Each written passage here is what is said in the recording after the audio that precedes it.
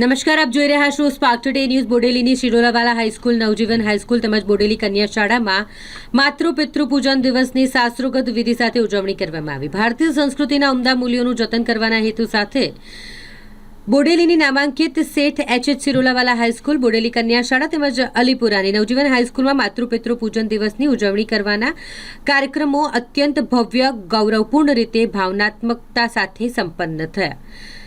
આ કાર્યક્રમોનું આયોજન કરવામાં આવ્યું હોય જેમાં બોડેલી ગાયત્રી પરિવાર દ્વારા ખાસ ઉપસ્થિત રહી શાસ્ત્રોક્ત વિધિ અનુસાર શાળાના વિદ્યાર્થીઓ દ્વારા માતૃ-પિતૃ પૂજન કરાવવામાં આવ્યું, જે એક આગવું આકર્ષણ બની રહ્યું હતું।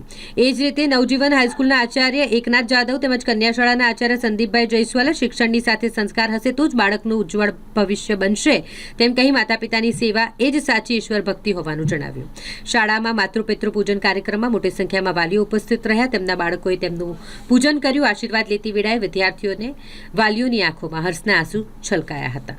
આજરોજ નામદાર ગુજરાત સરકારના પરિપત્ર મુજબ અમારી શાળામાં શેઠ એચ.એચ. શિરોલાવાલા હાઈસ્કૂલ બોડેલીમાં માતૃ પિતૃ પૂજનનો કાર્યક્રમ ખૂબ ગૌરવ રીતે, ખૂબ શિસ્તબદ્ધ રીતે, ભવ્ય રીતે ઉજવાયેલો છે ગાયત્રી પરિવાર બોડેલી દ્વારા।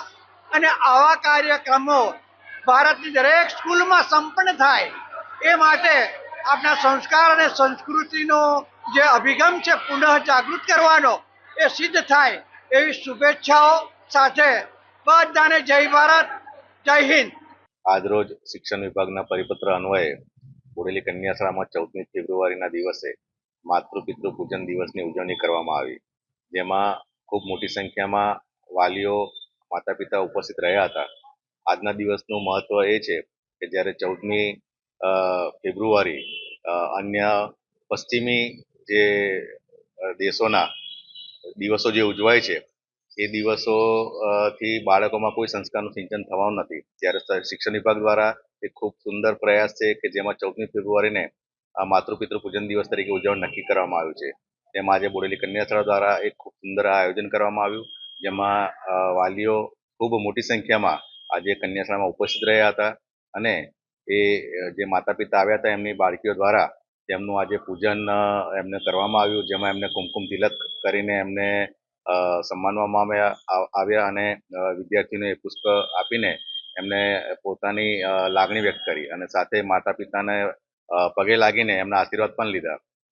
આ જે સંસ્કાર છે એ જ્યારે ભારત વિશ્વ ગુરુ બનવા જઈ રહ્યું છે ત્યારે બાળકોમાં જે આપણી સંસ્કૃતિ છે, જે સંસ્કાર છે એ ગુણો પણ વિકસાવવાની જવાબદારી આપણી છે, શાળાની છે। માટે આ દિવસ બાળકોમાં સંસ્કારનું સિંચન થાય અને માતા પિતા પ્રત્યે ભાવ કેળવાય એ જ હેતુસર આ આયોજન કરવામાં આવ્યું છે।